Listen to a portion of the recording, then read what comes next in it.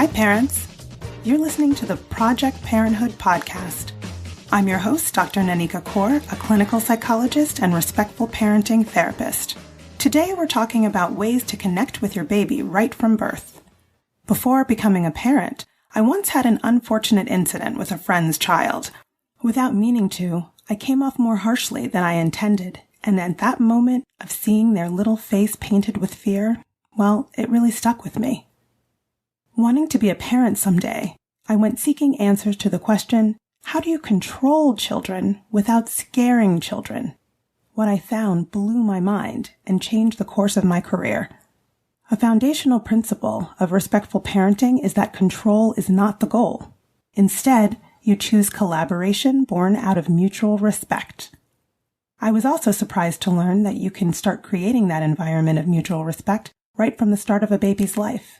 It's easy to find information about how to manage babies in terms of feeding, diapering, and getting them to sleep and settling them down. But beyond these basic needs, you can actually start building a relationship with your baby as soon as they're born, and this relationship will become the foundation for lifelong mutual respect. Here are 5 ways to build your bond.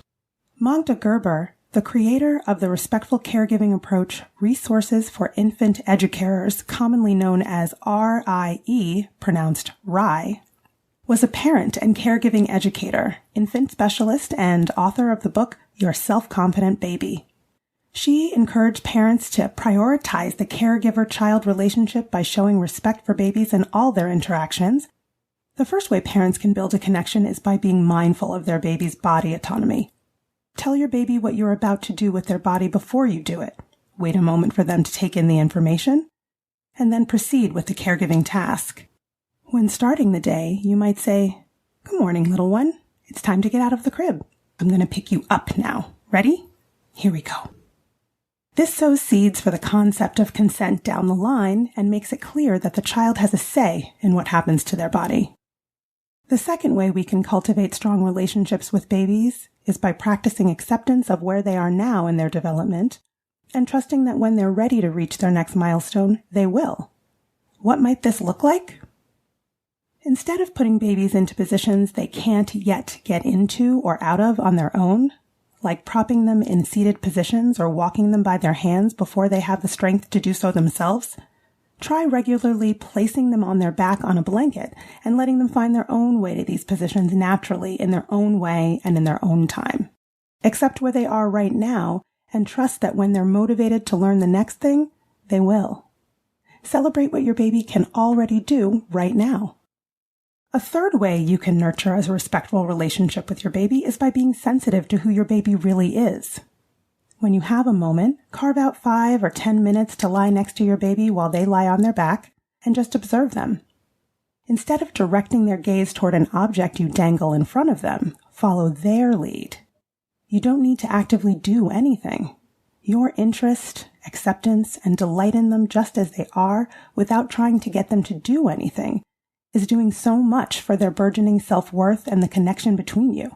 What do their eyes naturally rest on? What faces do they make? Do they make any repetitive movements? What do they seem interested in? Get to know them. A fourth way to cultivate your relationship with your baby is to invite your baby to participate in caregiving activities like bathing, dressing, diapering, and feeding, respecting their body autonomy along the way. That could sound like, "It's time to get these socks on. Would you like to hold one sock while I put the other on your foot?" Or, "It's time for me to put this diaper under you. Will you lift your legs?" This is what early collaboration looks like. It's the difference between working with your baby as if they're a person you respect and doing things to your baby as if they're an object.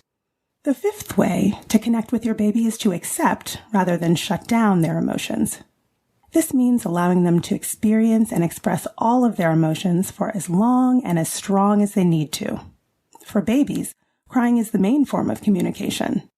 If you've attended to their biological needs and they're still distressed, it's possible that they're communicating, "I'm overwhelmed, and I need comfort and connection." Instead of trying frantically to get the crying to stop, focus on being a calm, compassionate presence. The calmer your nervous system gets, the calmer your babies will get. Use gentle words, a soft tone, and a calm touch. Say something like, "You're having some really big feelings. I know how hard that can be. All of your feelings are welcome here with me. We can get through this together. I'm here for you." You'll need this skill of organizing the emotions of another person for the duration of your relationship with your child, although it'll look different at different stages of development. Luckily, you'll have infinite chances to practice.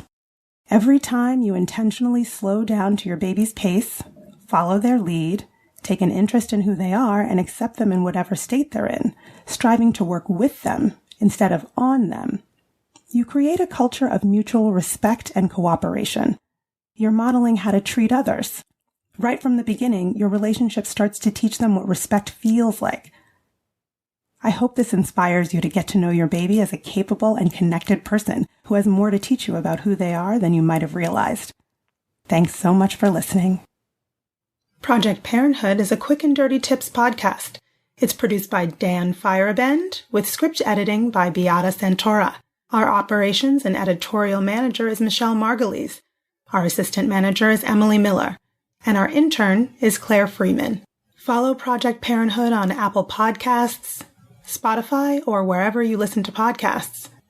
If you have a question you'd like me to answer, you can email me at parenthood@quickanddirtytips.com.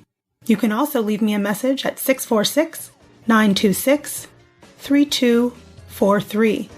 Be sure to tell me if it's okay to use your voice on the show.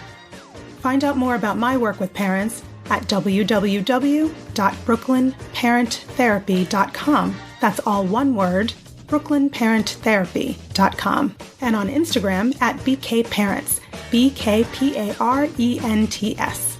That's all for this episode of Project Parenthood. Thanks for listening. I'll see you next week.